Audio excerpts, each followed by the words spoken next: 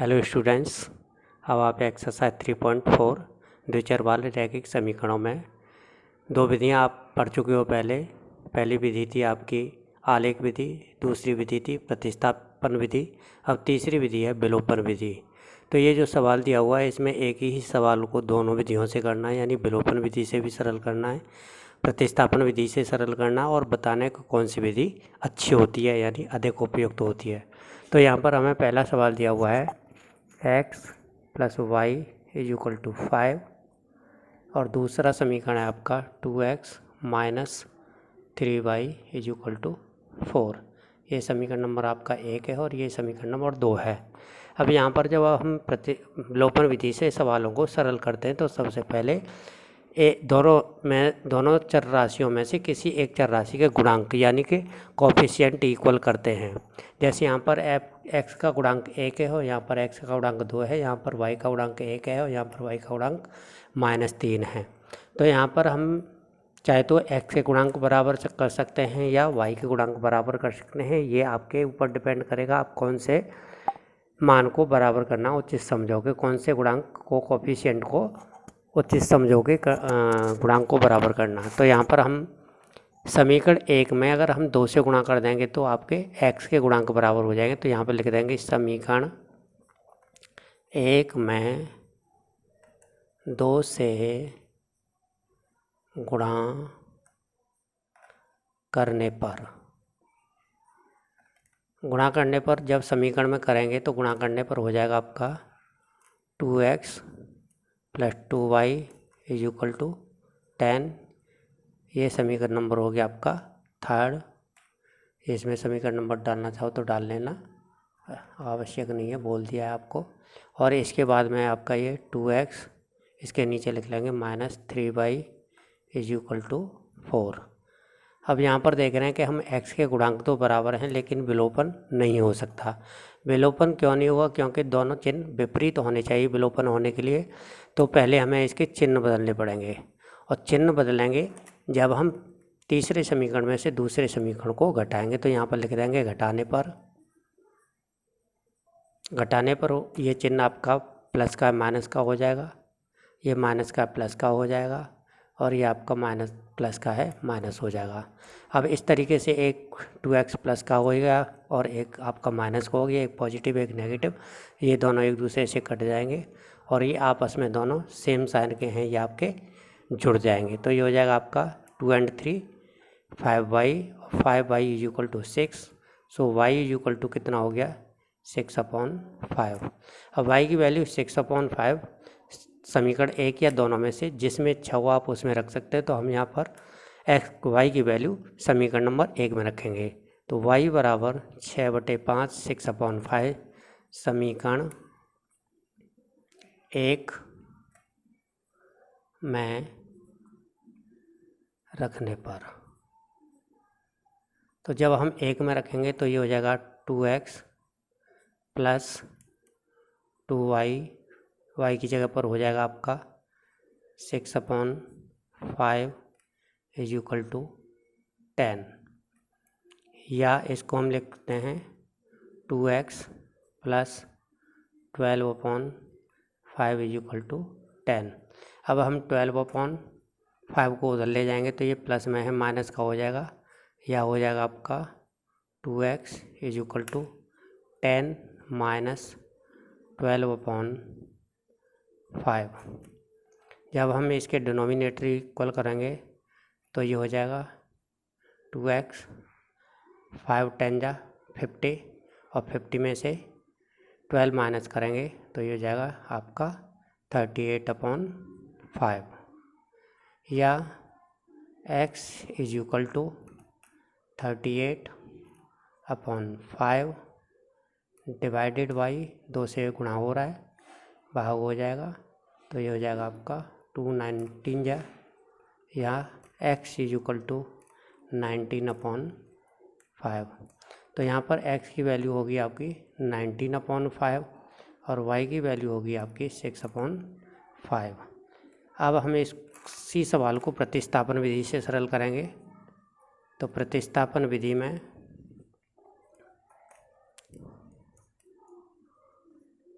प्रतिस्थापन विधि में x का मान y के पदों में लिखेंगे तो समीकरण 1 से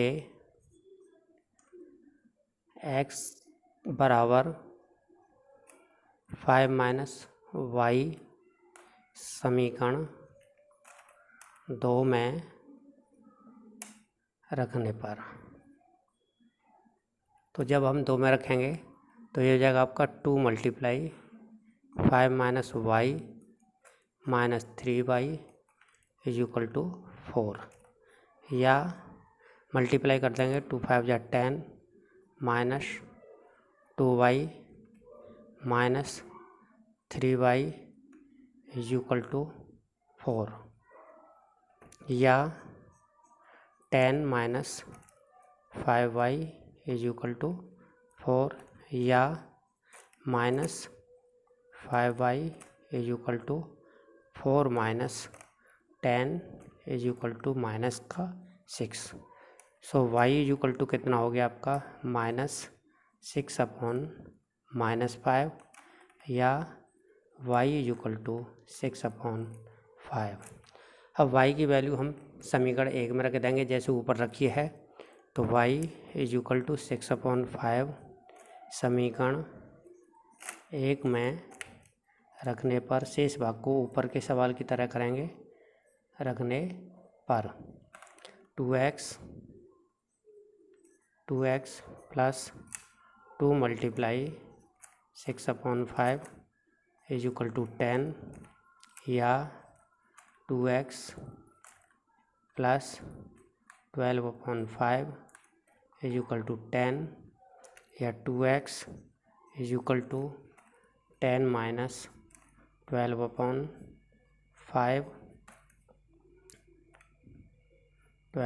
5 या 2x इज इक्वल टू 5 10 जा 50 minus 12 is equal to 38 upon 5, या x is equal to 38 upon 5 multiply 2 से ये 38 को 19 टाइम काट देंगे और x इज इक्वल टू कितना हो जाएगा 19 अपॉन 5।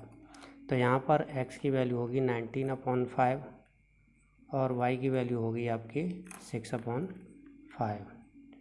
तो ये हमारा पहला सवाल हो गया। इसी प्रकार से आगे के सवाल को देखेंगे। अगर हम ये उसको ध्यान से देखें तो हमारे लिए जो विलोपन विधि है वो अधिक उपयुक्त है।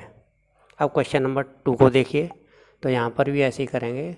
समीकरण है हमारा 3x plus 4y is equal to 10, ये समीकरण नंबर 1 है आपका।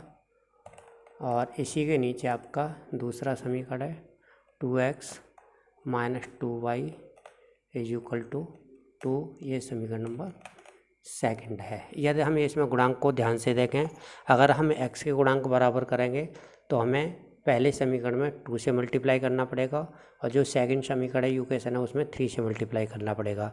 लेकिन यदि हम y के गुणांक बराबर करना चाहेंगे तो हमें केवल सेकंड इक्वेशन में दूसरे समीकरण में केवल 2 से ही मल्टीप्लाई करना पड़ेगा। 2 से मल्टीप्लाई करने पर ये 2 2 जा 4 आ जाएगा। तो यहाँ पर लिख देंगे समीकरण 1 2 में 2 से समीकरण 2 में 2 से गुणा करने पर ये हो जाएगा आपका 2 2 जा 4x माइनस 2 2 जा 4y इज इक्वल टू 2 2 जा 4। ये समीकरण नंबर हो गया आपका 3rd। इसी के नीचे समीकरण नंबर 1 उतार देंगे 3x plus 4y is equal to 10 और ये समीकरण नंबर आपका 2nd। अब यहाँ पर देखिए कि y के जो गुणांक बराबर है उनके चिन्ह भी अलग अलग हैं, तो ये एक दूसरे से कट जाएंगे और यहाँ पर लिख देंगे जोड़ने पर। हमें घटान चिन्ह बदलने की आवश्यकता नहीं है, तो ये सीधे जोड़ने पर आपका हो जाएगा। तो ये हो जाएगा आपका कितना 4 and 3 7x और ये हो जाएगा 10 and 4 14। So x is equal to हो जाएगा 14 अपॉन 7 इज इक्वल टू 2। अब x इज इक्वल टू 2 समीकरण 1 में रखने पर, तो एक में रखने पर हो जाएगा 3 × 2 + 4y = 10 या 4y = 10 - 6 = 4 या y = 4/4 = 1। तो इस प्रकार से x = आ गया 2 और y = आ गया आपका 1। इसी प्रकार से हम प्रतिस्थापन विधि से करेंगे इसी सवाल को। तो प्रतिस्थापन विधि हमारी ऊपर के सवाल की तरह ही जैसे पिछले में क्या है, इसमें समीकरण 1 या 2 से x का मान y में लिखेंगे। तो यहाँ पर समीकरण 2 से 2x = 2 + 2y या x = 2 + 2y/2। 2 कॉमन ले लेंगे दोनों में से, तो 2 कॉमन लेने पर वो x बराबर हो जाएगा आपका 2 1 जा 2 1 + y/2 से 2 कट जाएगा और x बराबर कितना आ जाएगा, x बराबर हो जाएगा आपका y + 1। और इसको लिख देंगे समीकरण 1 में रखने पर। 1 में रखने पर तो 1 में रखने पर आपका हो जाएगा 3 × y + 1 + 4y = 10। तो मल्टीप्लाई कर देंगे 3y + 3 = + 4y = 10 या 7y + 3 = 10 या 7y = 10 - 3 = 7 या y = 7/7 = 1। अब यहाँ पर x की वैल्यू निकालनी है। तो y बराबर 1 y = 1 समीकरण 2 सेकंड में रखने पर हो जाएगा आपका 2x -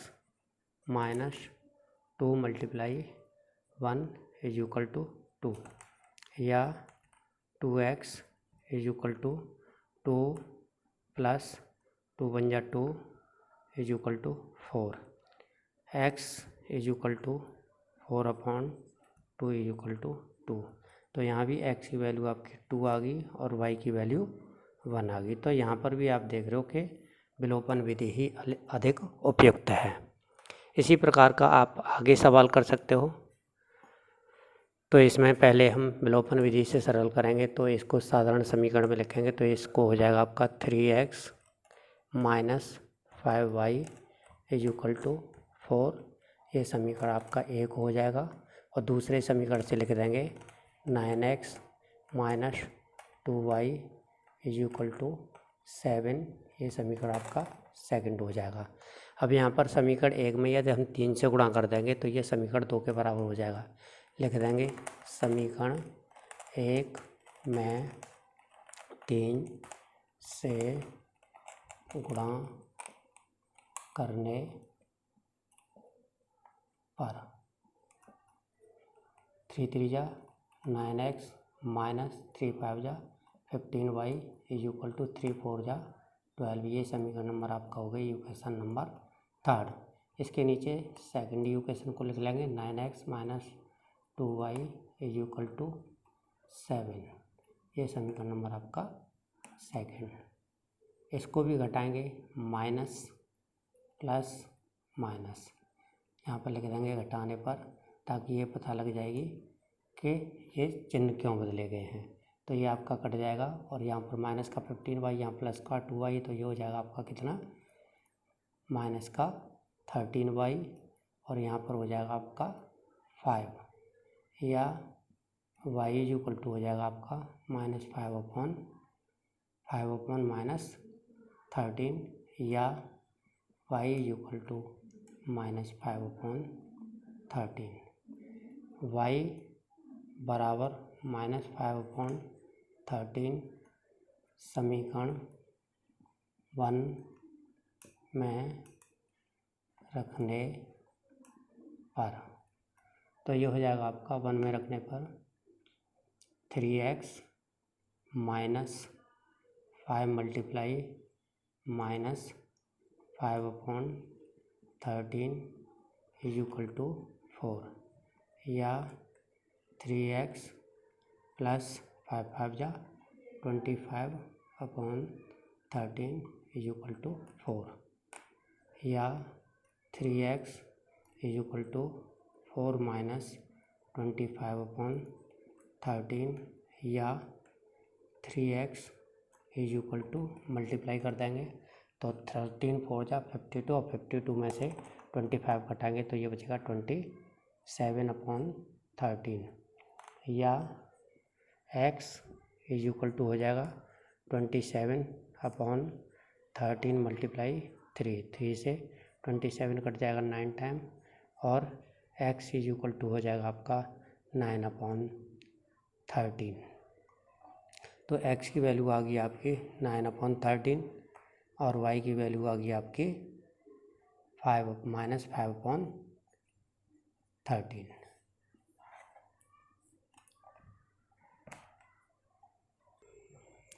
अब प्रतिस्थापन विधि देखिए। तो प्रतिस्थापन विधि में दोनों समीकरण हमें दिए हुए हैं, तो दूसरे समीकरण से यहाँ पर x का मान y के पदों में लिखेंगे। तो समीकरण 2 से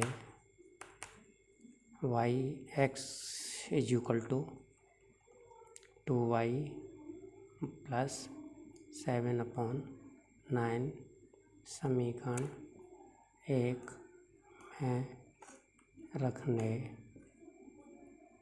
पर, तो हो जाएगा आपका 3 multiply 2y plus 7/9 minus 5y is equal to, इसको इधर ले जाएंगे तो ये प्लस का 4 हो जाएगा, इसके नीचे 1 लिख लेंगे और डिनोमिनेटर इक्वल कर लेंगे तो 3 से ये कट जाएगा आपका 3 3 जा 9 और ये हो जाएगा आपका 2y plus 7/3 minus 15y/3 is equal to 4 या 2y में से 15y के माइनस का 13y plus 7/3 is equal to 4 या -13y plus 7 is equal to 3 4 जा 12 या -13y is equal to 12 minus ये प्लस का है इधर चला जाएगा 7 इज इक्वल टू 5 या y इज इक्वल टू हो जाएगा आपका 5/-13 या -5/13 y is equal to -5/13 y is equal to -5/13 समीकरण इक्वेशन सेकंड में रखने पर, अब सेकंड इक्वेशन से आपका निकल कर आया था x is equal to 2y plus 7/9, तो इसमें लिखना चाहो इसमें लिख दो या ऊपर जो दिया हुआ उसमें लिख दो, तो ये हो जाएगा आपका ऊपर वाले में लिखना चाहें तो यहाँ पर हो जाएगा 9x minus 2 multiply -5/13 is equal to 7 या 9x माइनस माइनस हो गया आपका प्लस 10/13 इज इक्वल टू 7 या 9x is equal to 7 minus 10/13 या 9x is equal to denominator 1 लिख करके इक्वल कर देंगे। 13 7 या 91 और 91 में से 10 माइनस करेंगे 81/13 या x इज इक्वल टू हो जाएगा 81/13 मल्टीप्लाई 9 से आपका 81 कट जाएगा 9 टाइम, और इस प्रकार से x इज इक्वल टू हो जाएगा आपका 9/13। तो इस प्रकार से हम देख रहे हैं कि दोनों ही विधियों से उत्तर आपके सेम आए हैं और x का मान 9/13 आया है और y का मान -5/13 आया है। तो आप देख रहे हो इस विधि में भी विलोपन विधि अधिक उपयुक्त है। तो बच्चों, आपको हमारा ये वीडियो कैसा लगा? अगर अच्छा लगा हो तो लाइक करें, शेयर करें और चैनल को सब्सक्राइब करें।